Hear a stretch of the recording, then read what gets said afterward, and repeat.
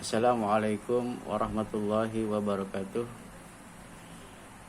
Anak-anakku kelas 9 Madrasah Sanawiyah Nurul Falah. Apa kabar? Semoga kalian dalam keadaan sehat walafiat, tidak kurang satu apapun. Itu yang kita harapkan. Anak-anakku sekalian, materi kita kali ini terakhir, lanjutan dari yang lalu, yaitu tentang teknologi hemat energi. Di teknologi ramah lingkungan. Semoga kita semua dalam keadaan sehat walafiat dan selalu dalam lindungan Allah Subhanahu wa taala.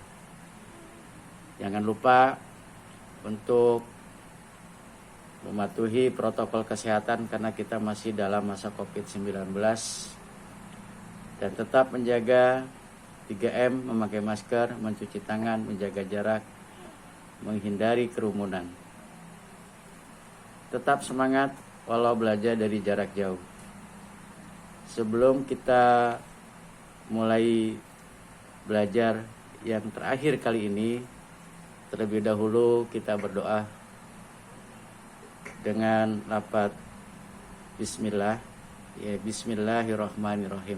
Semoga pertemuan kita pada materi terakhir ini kalian dapat memperoleh ilmu yang bermanfaat di kemudian hari. Anak-anakku sekalian, kemarin kita sudah sampai bahasan tentang teknologi tidak ramah lingkungan dan dampaknya. Nah, pada sub kali ini kalian telah mempelajari teknologi ramah lingkungan. Nah, apa kalian masih ingat prinsip dan syarat-syarat teknologi ramah lingkungan dan seterusnya? Kita lihat berdasarkan kita setelah menganalisis penggunaan bahan bakar biodiesel B30, ini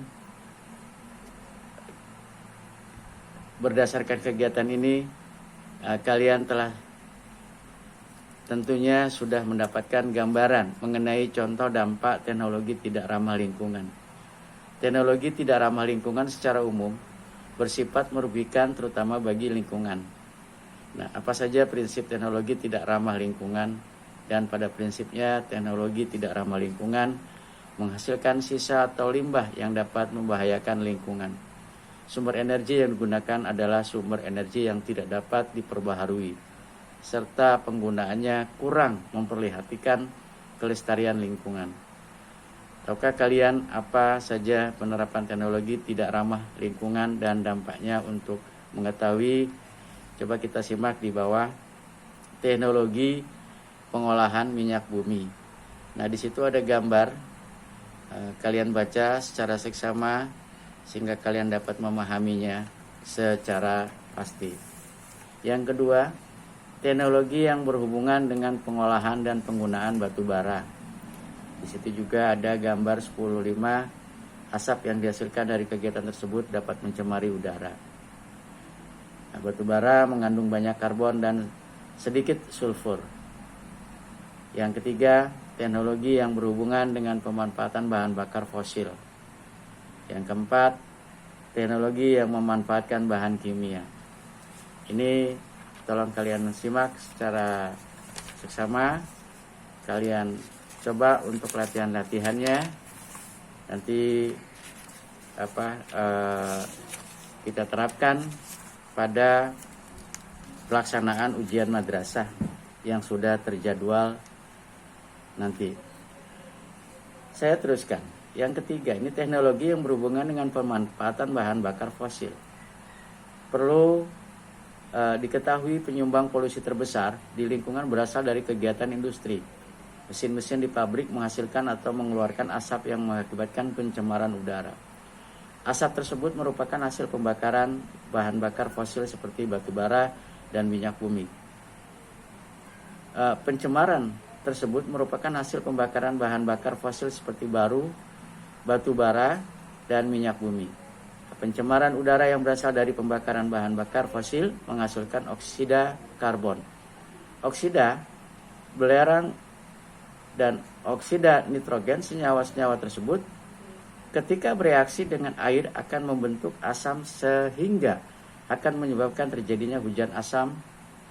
Asam bersifat korosif sehingga dapat mengakibatkan kerusakan bahan bangunan, korosi logam, kerusakan kulit, bahkan kematian organisme. Ya, ada lagi di sini kendaraan bermotor termasuk dalam teknologi yang kurang ramah lingkungan. Tidak dapat disangkal bahwa kendaraan bermotor telah membantu mobilitas manusia menjadi lebih mudah dan nyaman. Namun, di sisi lain kendaraan bermotor tidak ramah lingkungan. Kendaraan bermotor dapat membuat suara yang bising sehingga mengganggu lingkungan sekitar. Selain itu, kendaraan bermotor menghasilkan emisi dari pembakaran bahan bakar minyak yang menyebabkan polusi udara. Ya, tadi yang keempat kita sudah sebutkan, teknologi yang memanfaatkan bahan kimia. Nah, aplikasi teknologi di bidang pertanian dapat menyebabkan terjadinya kerusakan lingkungan, misal penggunaan pestisida. Dalam penggunaan, tidak semua pestisida tepat sasaran. Ada yang terlewat dan jatuh ke tanah. Akumulasi residu pestisida ini menyebabkan pencemaran lahan pertanian. Nah, apabila masuk ke dalam rantai makanan, sifat beracun bahan pestisida dapat menimbulkan berbagai penyakit. Penggunaan pupuk juga dapat mengganggu lingkungan pupuk pertanian dan meningkatkan kadar unsur hara dalam perairan sehingga merangsang pertumbuhan air secara berlebihan atau eutrofikasi. Peristiwa tersebut dapat menurunkan kadar oksigen di dalam perairan sehingga mengakibatkan kematian organisme air seperti ikan dan siput air. Nah, selain pestisida dan pupuk, penggunaan pendingin ruangan dan lemari es juga dapat merusak lingkungan. Senyawa CFC yang digunakan pendingin ruangan dan lemari es dapat melayang-layang hingga mencapai lapisan atmosfer. Senyawa ini merupakan penyebab menipisnya lapisan ozon. Nah, kalian sudah mempelajari berbagai teknologi ramah lingkungan dan teknologi tidak ramah lingkungan. Salah satu kekurangan teknologi tidak ramah lingkungan yaitu menggunakan bahan bakar dari sumber energi yang tidak dapat diperbaharui.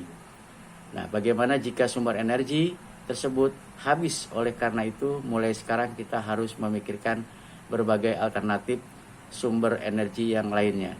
Nah, kita harus mencari agar sumber energi yang lain dapat terpakai. Nah, sampai di sini materi kita yang terakhir tentang teknologi ramah lingkungan dan teknologi tidak ramah lingkungan. Untuk yang terakhir, sebelum saya tutup, kalian sudah di-share oleh Ibu Wali Kelas maupun Bapak Wali Kelas mengenai tutorial ujian madrasah. Saya gambarkan dulu. Tutorial ujian madrasah pada tahun 2020-2021 ini memang berbeda dari tahun yang lalu, akan tetapi pada prinsipnya sama.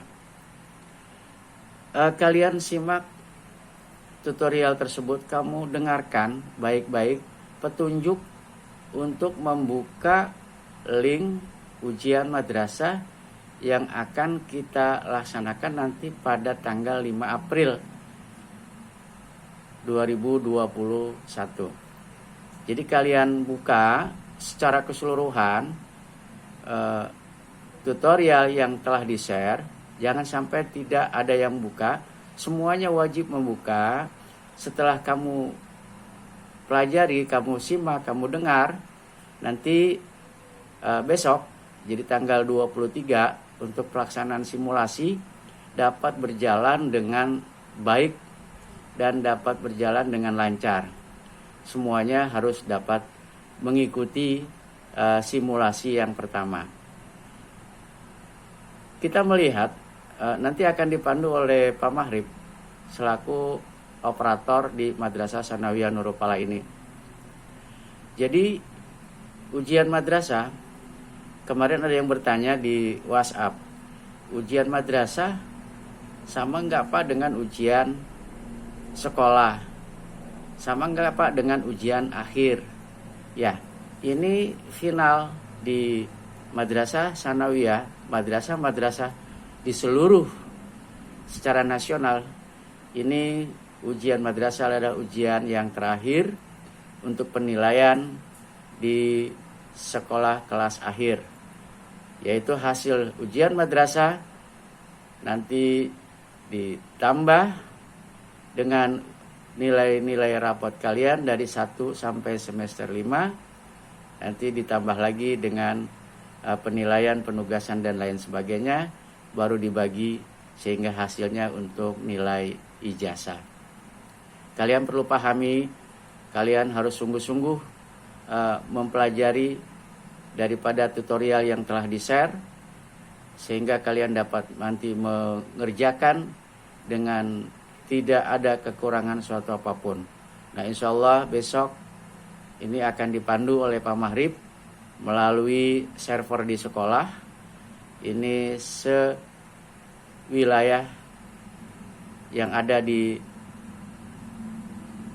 Kecamatan Cimanggis dan Tapos. Nah, mudah-mudahan kalian dapat mengikuti. Kalau kurang jelas, sekali lagi, kalian kurang jelas, jangan segan kalian bertanya atau nanti pada jam-jam langsung ke sekolah. Tapi tolong dikontak terlebih dahulu. Sekali lagi, untuk yang bertanggung jawab dalam hal untuk pelaksanaan, nanti ada operator yang pengawas dari pelaksanaan ujian madrasah. Anak-anakku sekalian, tolong ini dipahami benar-benar agar kalian sukses dalam menempuh ujian madrasah akhir tahun 2020-2021 yang akan kita laksanakan pada tanggal 5 April hingga tanggal 10 April. Nah, mudah-mudahan sekali lagi kalian simak materi khususnya pelajaran IPA dari kelas 7, kelas 8, dan kelas 9. Kalian simak, jangan sampai tidak menyimak. Untuk pelajaran yang lain juga sama.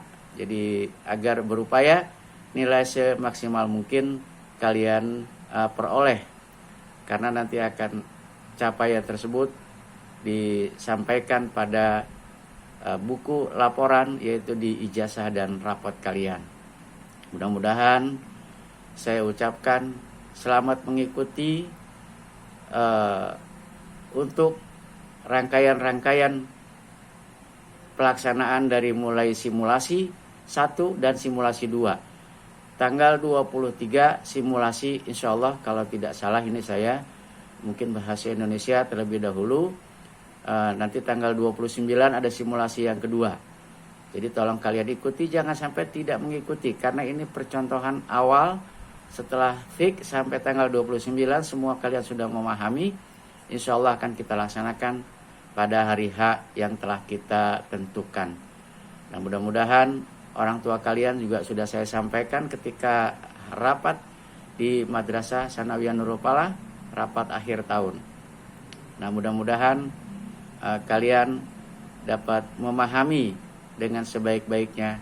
Saya berdoa untuk kalian semua selamat mengerjakan simulasi 1, 2, dan sekaligus untuk ujian madrasah di tahun 2020-2021. Akan tetapi sebelum itu kalian harus mengambil kartu peserta ujian madrasah terlebih dahulu, yang mengambil nanti orang tua ke sekolah untuk membuka token yang akan digunakan untuk membuka HP maupun laptop. Saya sarankan kalian punya laptop, pakailah laptop, karena laptop lebih besar untuk membaca lebih jelas, kalian dapat memahaminya. Nah, barangkali itu yang saya dapat saya sampaikan. Misalnya ada kekurangan, nanti kalian langsung saja ke sekolah kalau yang dekat dari sekolah, atau melalui operator atau melalui wali kelas, agar kalian dapat betul-betul memahami pelaksanaan runtutan kegiatan akhir pada pelajaran di Madrasah Sanawiyah Nurul Falah ini. Kurang lebihnya atas nama pribadi Pak Haji mohon dibukakan pintu maaf yang sebesar-besarnya. terhadap kalian 91 dan 92. Semoga kalian dapat mengikutinya dengan sebaik-baiknya. Selamat mengerjakan, dan kita akhiri dengan ucapan hamdalah, alhamdulillahirabbil alamin. Semoga kalian sukses dan dapat melanjutkan ke sekolah tingkat yang lebih atas lagi. Sekian, billahi taufiq wal hidayah. Walakum minkum, wassalamualaikum warahmatullahi wabarakatuh.